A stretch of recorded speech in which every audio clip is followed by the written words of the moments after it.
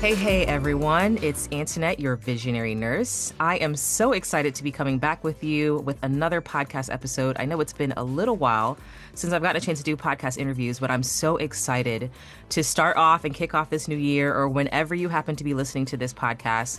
Welcome to the Visionary Nurse Podcast. I am your host, Antoinette Montalvo, and I'm really excited to start off the new year with brand new guests, brand new opportunities of conversations, and thinking about how we can dare to be influentially visionary.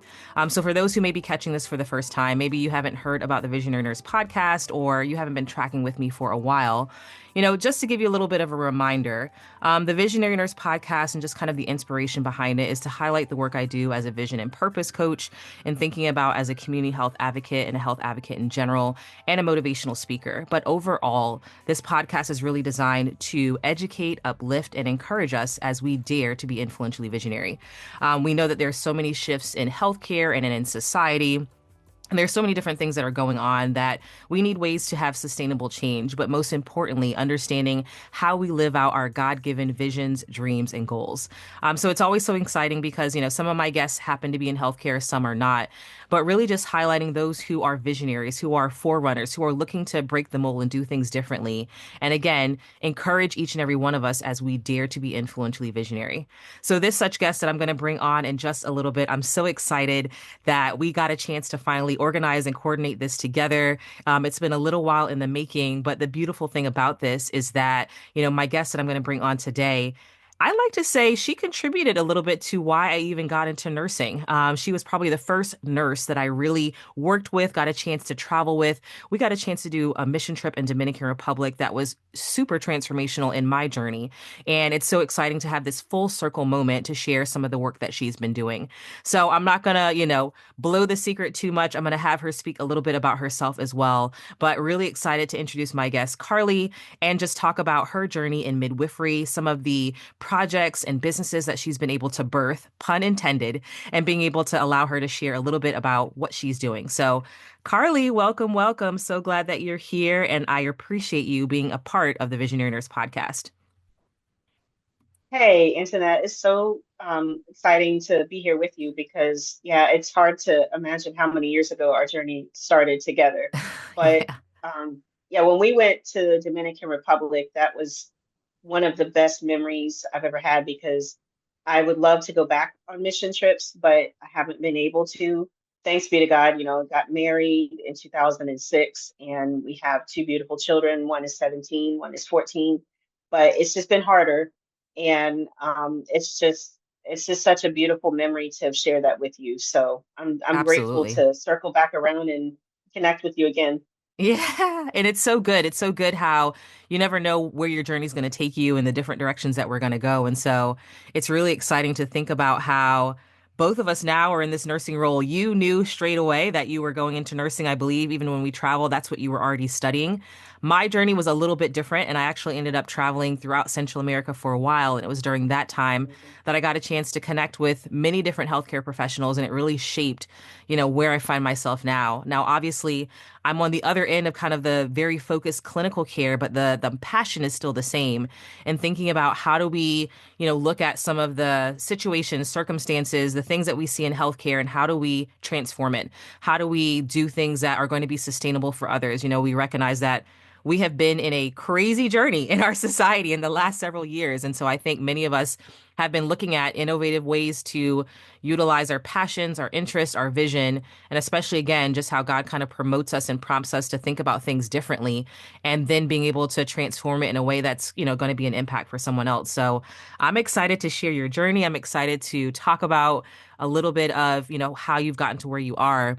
But if you could just maybe share a little bit about your professional and personal journey. I know you gave the snippet of when you got married and kids, and we've hinted around our time in Dominican Republic, but maybe you can give us a little 5-minute summary of Carly and and how life has progressed for you.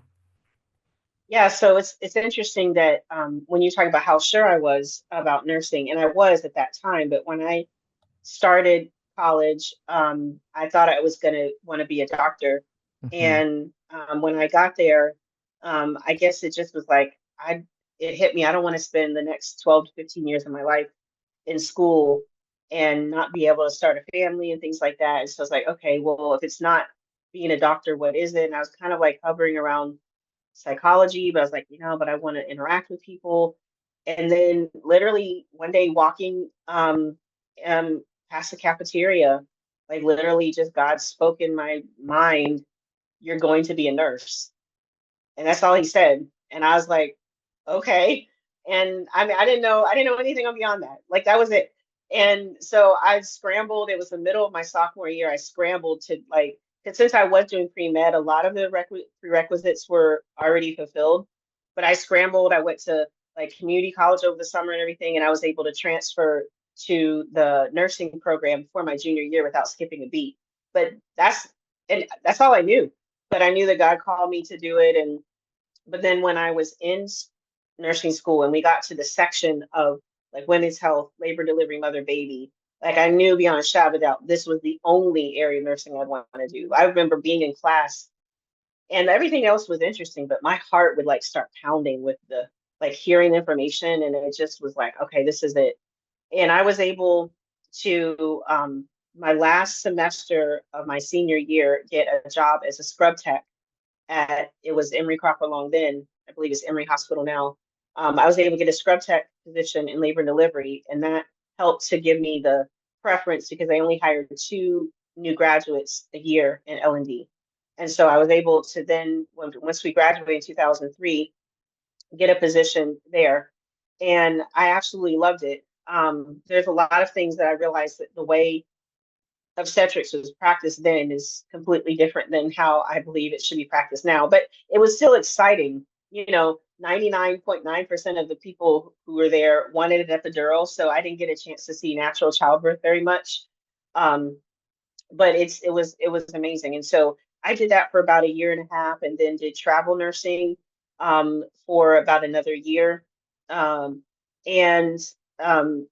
around that time is when I met my now husband. I was in Atlanta, he was in Memphis, and we knew we were going to want to get married. My mom was already in North Carolina, right up north of Charlotte. So I knew we were going to want to get married and start a family. So when we did move and we got married like 4 months after coming into the area, I was able to get a job at the local health department in the maternity women's clinic.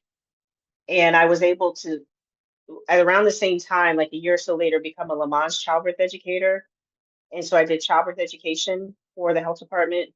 And when I became pregnant, a year, like we had our first child a year after we got married, I met the midwife that was for both of our children. And she really inspired me to become a midwife. I had known some midwives when I was in Atlanta, but I guess maybe it just wasn't very inspiring to me at the time.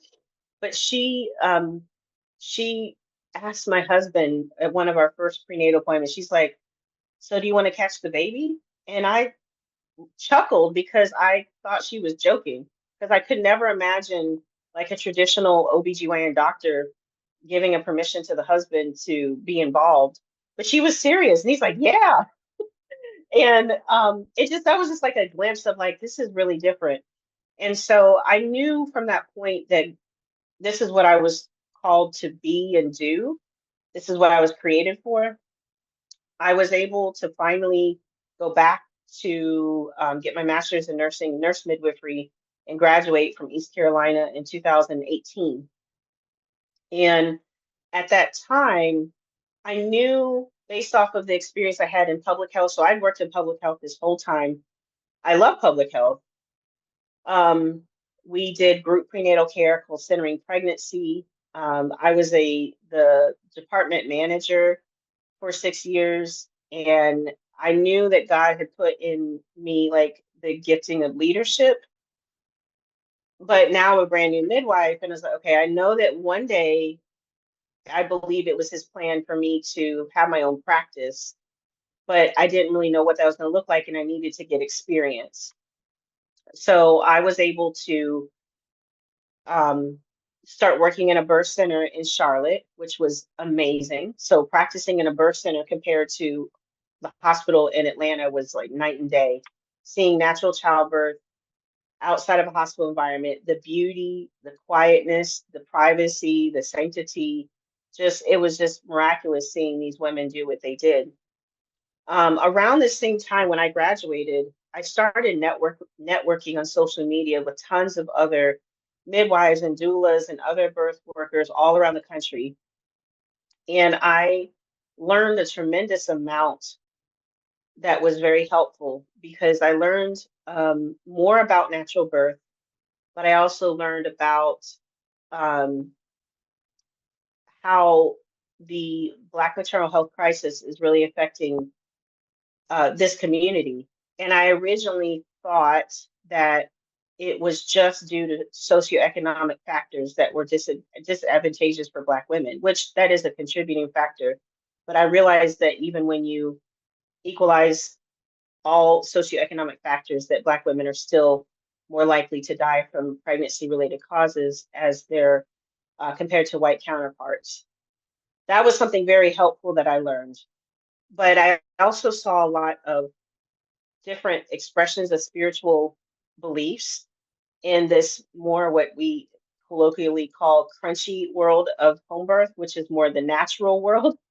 And their birth is inherently very spiritual. And anybody who is involved with birth, especially in natural birth, can't deny it. Like if you're more in like a hospital-based practice and everything's medicalized, you may not be in that wavelength. But if you get into the more natural world, you see that it's inherently spiritual, but it has also made room for a lot of new age practices to be, and also pagan practices to be incorporated into birth work. And so that's the other thing that I saw with doing all this networking. So back to the birth center, the problem with corporate funders for things like birth centers, they can do whatever they want with their money. And they decided after I was working there for 6 months, and they decided to remove funding from the birth centers in Charlotte and focus in on Tennessee. And so after 6 months, all of us were out of work. And so I was scrambling to like, okay, what am I going to do? Because I've only been practicing as a midwife for 6 months. So, God miraculously provided a job for me through a corporate healthcare system that's really big here in the Charlotte area. And I practice about an hour north of me in an office setting with an OBGYN, like doctor midwife practice. And I did that for a year. And then I was able to transition to a different office that was closer to me. And I did that for 4 years. So during that time, I absolutely loved it. But corporate healthcare was something that burned me out a lot. And I know it kind of seems like I'm bouncing between two different things, but that's because God was like developing two different pathways for me. So a few years ago, seeing these different practices, these different spiritual beliefs, it kind of grieved my spirit, honestly, because I felt like I wasn't seeing a lot of midwives or birth workers express their Christian faith in their practice. And I felt like God was saying to me, well, I'm going to have you be a voice for me. But to be honest, and I guess to my shame, I grew up in more of this um, polite evangelical pressure within the United States that you don't, if you're at a family gathering, you don't talk about politics, you don't talk about religion, you keep things polite. If you're in a office setting, that these are things you don't talk about because they can offend people. And so where I was definitely a firm believer, if somebody happened to be a Christian, I'd share that with them. But it was not something that I was shouting from the rooftops about. But the problem was that these other midwives, doulas, birth workers were shouting from their proverbial mountaintop their beliefs. They were not ashamed at all. But here I was struggling to do the same. And so a few years ago, I created I did YouTube, TikTok, Instagram, and Facebook, a page called Midwife of Yahweh. And I was creating TikTok videos and posting about birth related topics, but also incorporating my faith. And that was a big step in the right direction for me. I got connected with a few Christian doulas, and one of them was in Atlanta. And so a couple of years ago, I was scrolling through Instagram and I saw on Instagram this retreat being advertised in the Latin American country of Colombia. And it was for mainly this one they were advertising mainly for Black birth workers. And it looked amazing. Like, it looked exotic. They rented this beautiful private home, and it's just like, as a woman, like, massages and spa and the beautiful pool and all the things that you want to do. And then I just started seeing some more new age practices. I was like, it kind of grieved me. I was like, I couldn't go there and fellowship with that, knowing that that's against my beliefs. And then once again, God, I believe, whispered to me in my mind, well, I'm going to have you create a Christian birth workers conference and retreat. And I blew God off and basically said, okay, God, that sounds nice. Maybe one day. And so it completely was like not really thinking about it. So 2 hours later, I had one of the Christian doulas message me, and she said, she's in Atlanta. She said, Carly, I have been able to find medicine and faith conferences, like faith and medicine conferences, but I haven't been able to find anything for doulas or birth workers. She said, have you ever thought about organizing a Christian birth workers conference? And that was 2 hours after he messaged me. So I got that message like, yeah, he wants me to take it seriously, not brush him off. And so about a month later, I created a private Facebook group called Breath of Life Christian Birth Workers Association. And from there, we grew um, and created a leadership team. And the goal was to have a network of birth workers, hopefully all around the world, where we can support each other, we can train, we can equip, we can fellowship, we can pray with, have Bible studies, network, mentor each other so that we can be stronger in our faith and go out and be the light for the kingdom of Jesus in our prospective areas. And so we were able to have our first annual conference last year. We were planning on doing it in the area around Asheville, but unfortunately the hurricane happened. And so we were able to pivot, and we did in a beautiful Airbnb closer to Charlotte. But that was like the first step and like the accumulation of the dream that God gave me. And so we're moving forward with this Christian Birth Workers Association, and God is growing it, and the networking's happening, and God is so good. Um, so around the same time, then I've been working for 5 years as a midwife, and I was just wondering, okay, when is it that God's going to move me to my own practice? Well, the laws of North Carolina, um, in terms of advanced practice RNs, is very has been very strict. And we've been lobbying for many, many, many, many years to get independent practice to remove physician supervision for APRNs. And, we've just been hitting a wall. North Carolina has been hitting a wall. Excuse me. Um, but a year and a half ago, shockingly, the legislatures decided, really without us even knowing, that for CNMs only, certified nurse midwives only, I wish they had extended it to nurse practitioners. But somebody like myself who's been practicing for at least 4 years can now have independent practice without having a physician on their license. Plus, if somebody's a new CNM, they need a collaborating provider, but the collaborating provider can either be an OBGYN physician or another midwife like myself. And so no longer is having an OBGYN on our license required. So at the time, I was like, okay, maybe God, this is your big signal for me to move forward. And I assumed I was going to start with a birth center because that was the last thing I did in terms of out of hospital birth. But there are a lot of logistics and capital that's needed, and it was overwhelming. And so I was able to be mentored by a amazing CNM who's the owner of a birth center in the Durham Chapel Hill area. And she gave me tremendous amount of mentorship and convinced me to start with home birth.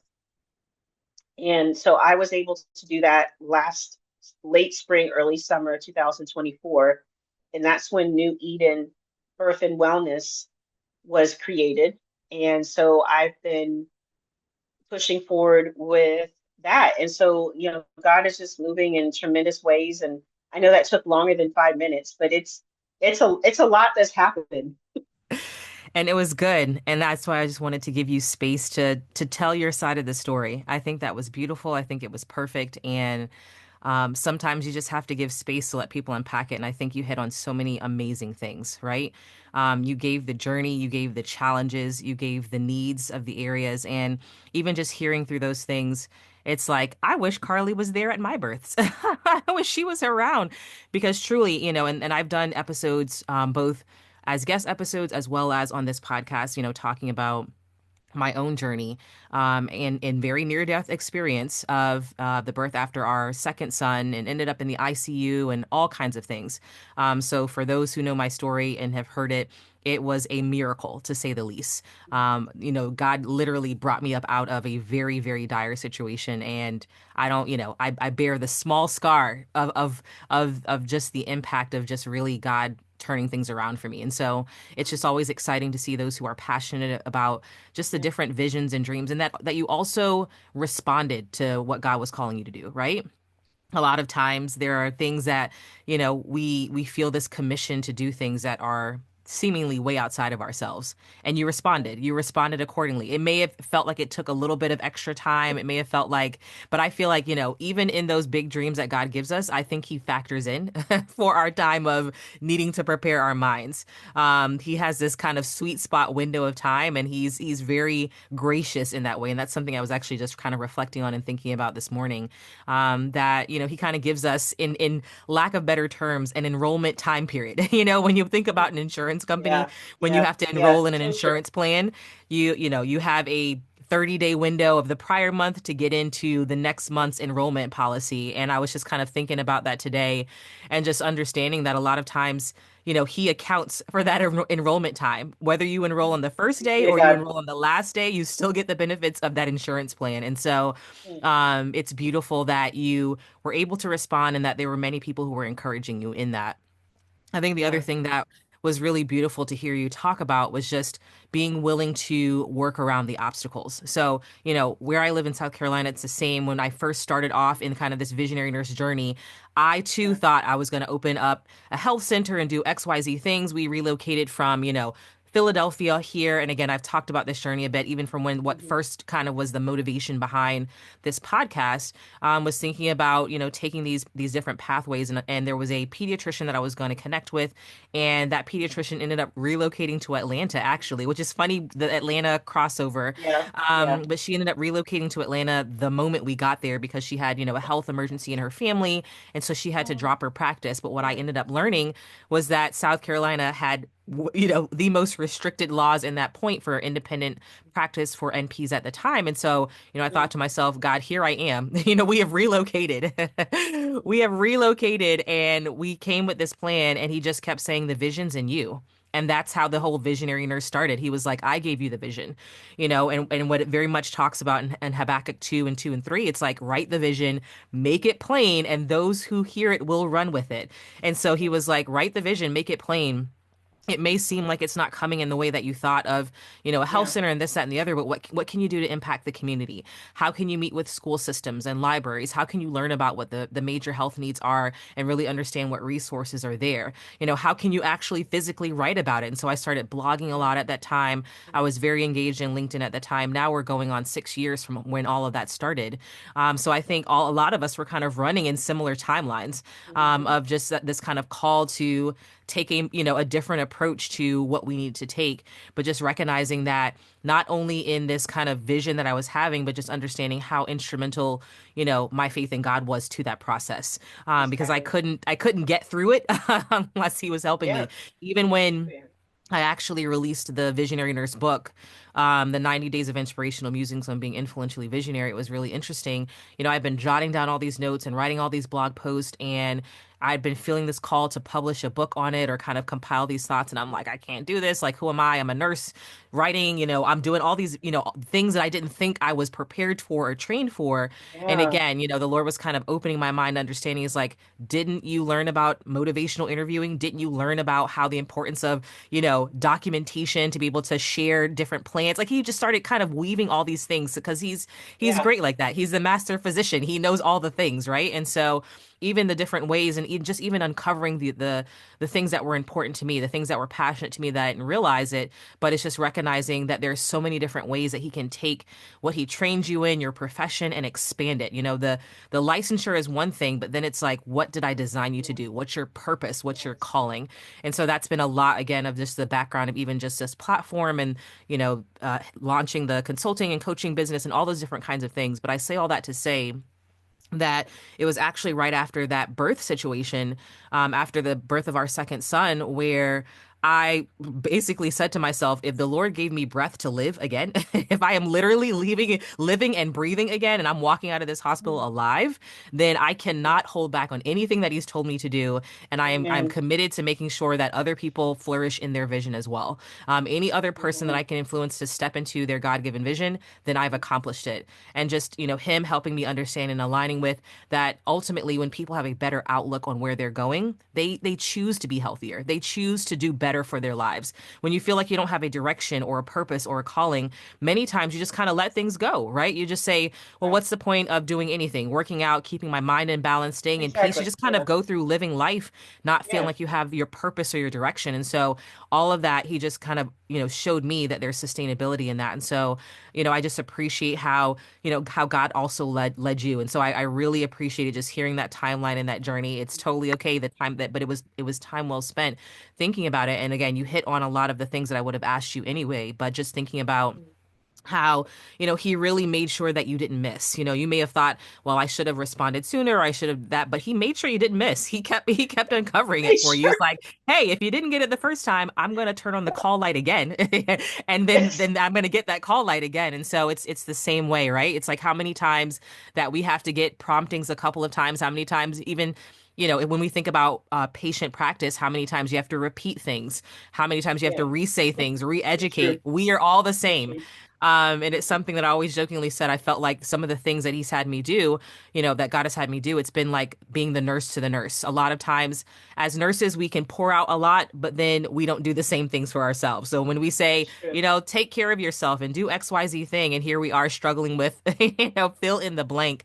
And so he realizes that we're also human as well. We all are going to have fears that we have to conquer, but something I often like to say, even on the Instagram platform that we have with the Visionary Nurse Instagram page, is that don't let fear cheat you out of where your God-given passion is supposed to take you. Mhm. Do not let So fear cheat you out of where you're supposed to be going. And it's very easy for that to, easier said than done, yeah. but it's Oh yeah. beautiful when you hear the progression of it. Yeah, there was a little bit of fear, there was a little bit of worry, but your need to see something change was greater than that. And so you Mhm. used those workarounds. You used that moment to say, you know what? I may not be able to achieve it this way, but I can go this way. Maybe I can start this way. Maybe I can learn first and then figure it out.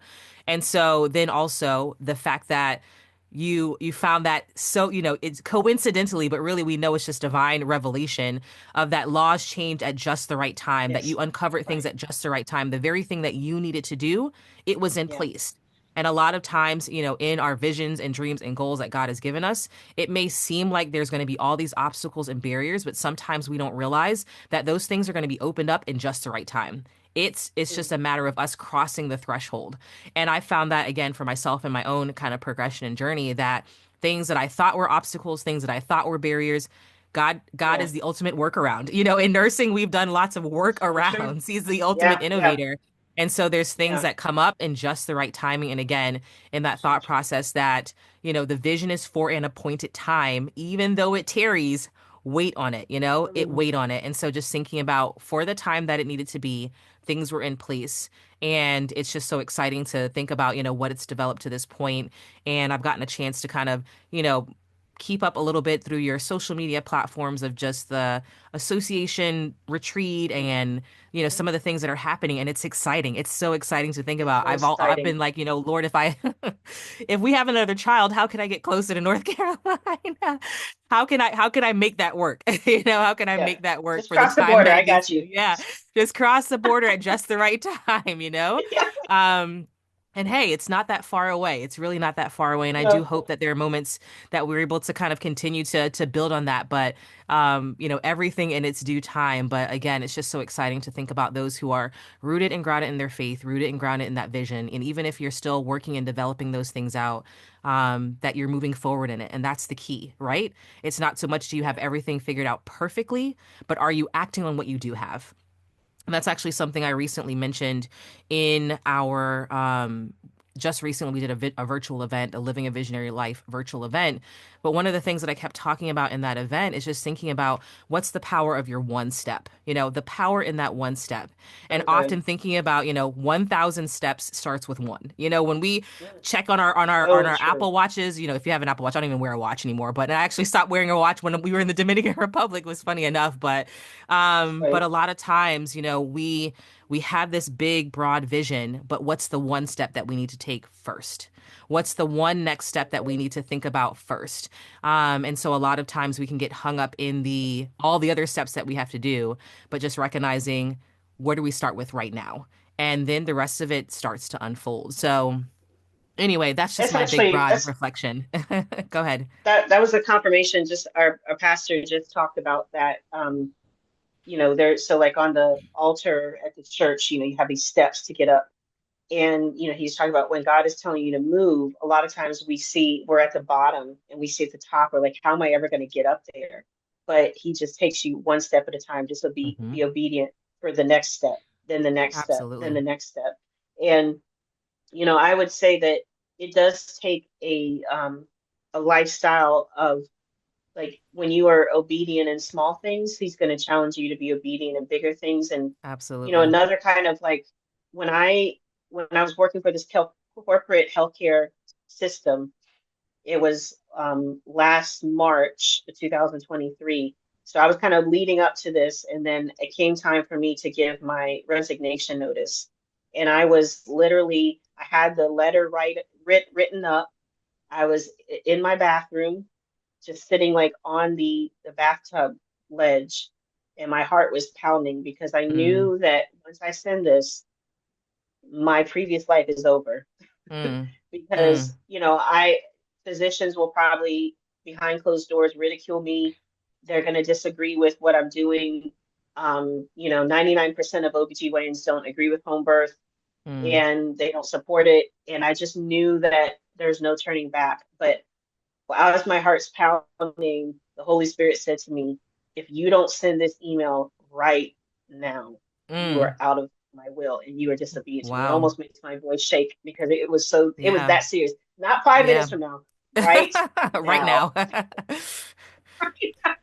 And so Hey, I said it, it's like you and gotta, at those points, the window has closed, enrollment is about yeah, yeah, yeah, yeah, to, yeah, yeah, benefits are yeah. either kicking in or you're gonna lose your benefits right there and then. Right. That the enrollment period was done. The enrollment period has ended. Insurance plan is 11:59 over. before midnight. Yes, you're But gonna have yes, to wait till next time for that one. oh my gosh, I didn't want to find out. I didn't want to No, find didn't out want if to I didn't find set it out. right now. Yeah. But no, I think that and again, over the years, it's been remarkable. Like I said, people may not understand because they see all this coming together, but my faith had to expand so much. Like, there's another midwife who has joined the practice. She lives outside of Asheboro, and when I asked her to join, and I'm like, think about it, blah blah blah. She's like, yeah. And I'm like, Hmm. really? Like, you really, like, you see this vision and you want to join with me? But like everything, the Birth Workers Association, everything, like seeing this vision, and yeah, I believed up until that point, yeah, I could be a great midwife because God has called me to be a great midwife. But to expand beyond the four walls of an office or the Hmm. four walls of a birthing room in a hospital, I really had I struggle with faith. And so it just reminds me, like, if we have faith the size of a mustard seed, like what God can do with that. But it was it was kind of like also the man who Jesus was, he was like, I believe, help my unbelief at the same Mm-hmm. time.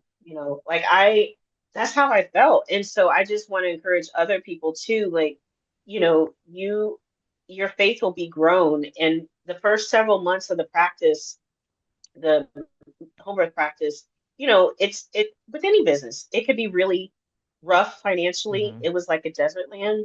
Mm-hmm. And I felt like I was wrestling with God like Jacob.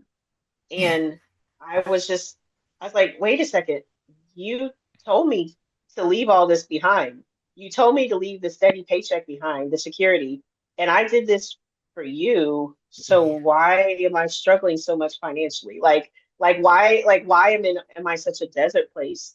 Mm-hmm. And I realized that when the Bible says you can't serve mammon or, like Yeah, money you and can't serve God, two masters. it, Yep. it wasn't that I was thinking about getting rich, but it was like the security of the provision was almost ahead of trusting God Himself. And so I Yeah. had to like wrestle like with the fact that if I don't know where it's going to come from, like I truly don't know, and I'm literally praying for my daily bread, Mm-hmm. like literally Mm-hmm. to that point, will I still trust Him? And I Mm-hmm. was angry. Yeah. Um, I was angry because I'm like, I did this for you. Yeah. But God is carrying me out of that desert land. Thanks be to God. And but I just want to encourage people to say that a lot of times we see the bells and the whistles on Mm-hmm. social media from a distance, and you don't know like what somebody had to go through to get to that point. And it may Absolutely. look like it's falling together right now, but like I wanted to be a midwife in 2008, and I wasn't able Mm-hmm. to do it until 2018. Wow. Yep. It's just like, it's like, yeah, there are times where there's so much growth and development that God may need to do in you or whoever else, but it's His perfect timing. So Mm-hmm. anyway, I Mm-hmm. could go on forever, but I just want to That's encourage that good. it's just not like it's not you can't just look at somebody's story and say, wow, Mm-hmm. look at Mm-hmm. all that, but you don't know what they had to go through to get there. Absolutely. Absolutely. And I think that's such a good reminder. Just kind of making that emphasis because again, just like we said with that whole insurance plan analogy, there's Yeah, someone who enrolls day one and someone who enrolls, day 31, but you don't know what each of those people are wrestling with. The person who enrolled day one, they may feel angry that the person who enrolled day 31 got the same benefits, but at the same time, you don't know what it took for that person to even get to the enrollment process, right? If we're sticking with that yeah, analogy. So in the same way, yeah, you may see yeah. one person doing a certain thing, and then you may see another person who, also is doing that same thing, and it seems like, oh, well, they're doing it in a shorter time than me, or they are Hmm. expanding faster, or this, that, and the other, but you don't know what it took. You don't know what it took to get to that. And so, in the same way, something again, and there was so many confirmation points in everything that you said, even right down to when you were talking about that, that you were redefined. That's literally something I just posted on our Instagram page yesterday about redefining moments, that there are going to be redefining moments where you're going to have to drop the old you, and I Yeah, referenced that verse in Isaiah 43, 18 through 19, forget the former things, the old things have gone, now I'm doing a new thing. Behold, can you not perceive it? And so, in the same way, Jesus. I even said in that same daily dose of vision, I encourage those to go back and be encouraged by it as well. But Yeah, in that same vein, I talked about how when you are redefined, people may not want to recognize the new you. People may right, not right. they may Yeah, misunderstand the new you. You may yeah, even misunderstand the new you. That people may not be yeah, okay with the new you. They may have identified you in one way yeah, always. And in the same way, like you said, there was a certain way in corporate healthcare that you were identified, yeah, and now you were going into you're an entirely different vein, and you yeah. had to be willing to go over that. You had to redefine Mhm. yourself, but you also had to kind of leave the old behind. And so many points. Like I said, we probably could both go for hours and hours just kind of I unpacking know. that. But just recognizing that it's so important to stay committed to what God is calling you to do in your vision, Yes. in your Yeah. dreams, and your goals. You cannot get caught up in Yeah. looking at everyone else's thing. Again, this virtual event that we just did, a lot of what I kept emphasizing was just, do not get caught up in the comparison trap, because that's a surefire way to stop your vision from growing. You may say, why is it taking me so long to, birth this thing out? Again, pun intended.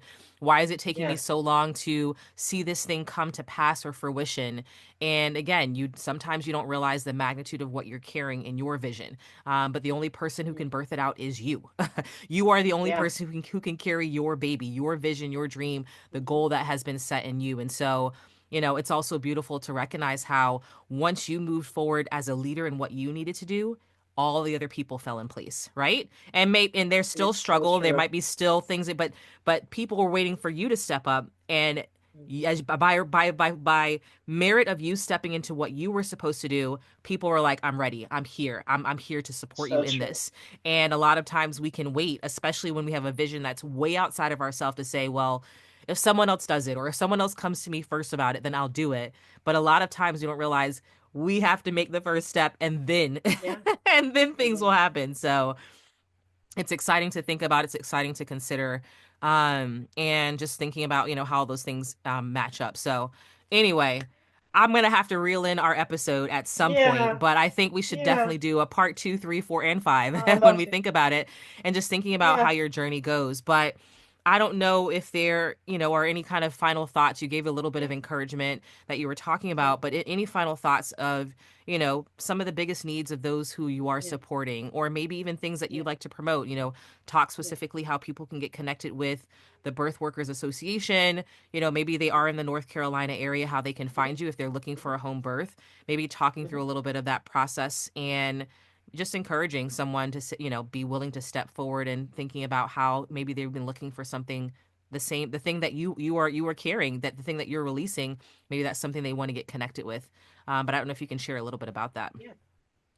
Yeah. So just as a final thing, this has been a theme that I've been thinking about for a while. When Elijah um, was running for his life because he was terrified of Jezebel and King Ahab, he felt like he was literally alone. And he was Mm-hmm. like to the point of like, I just want to end my life kind of thing. And that's how depressed he was because he felt like he was alone.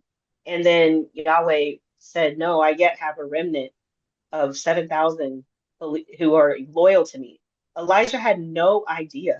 Like, how does he not know? But he didn't know. And a lot of us have felt, especially in this realm of pregnancy, birth workers, midwives, all this, a lot of us have felt like we're the only ones who are faith based, Mm. but you're not. And that has been so amazing to see this explosion of this fellowship because they're like, they've been looking for this. And so I just want to let people know that, if you step out, then like, yes, God will bring those people to you. Mm-hmm. So, yeah, so in terms of right now, I'm in North Charlotte, and I have a midwife who works with me in right outside of Asheboro. We just do an hour and a half radius from where we live. So I will send you the links for the social media pages and everything. But there are certain criteria for not being able to do home birth in North Carolina with a certified nurse midwife. Like they can't have like high risk problems like hypertension or diabetes. They can't have had a previous C-section before, can't be breech or twins, things like that. But yeah, if somebody happens to be in the area, please, we'd love to, talk with you.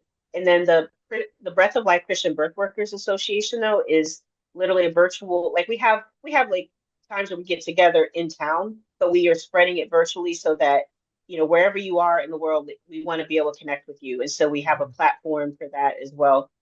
And then I do want to plug my 17-year-old daughter. She is doing her senior impact project. And, I guess she's definitely been listening over the years. Mm-hmm. And she was inspired to do a project about the Black maternal health crisis. And so, literally, about a week and a half ago, she created, and I'm co hosting with her, but she's doing the editing of a podcast called Unsilence Her. And Mm-hmm. that is highlighting stories and the history of the Black mental health crisis in the United States. And so I'm really super proud of her. And so I'll be attaching that as well. I'd love for anybody who's willing to listen and support her. Absolutely. And that's beautiful. And again, I'll put all of this in the show notes. So in the links in the description, once this podcast airs, you'll be able to get all of those ways to get in contact with Carly if you're looking for her business in New Eden Birth and Wellness. Did I get that right, Carly?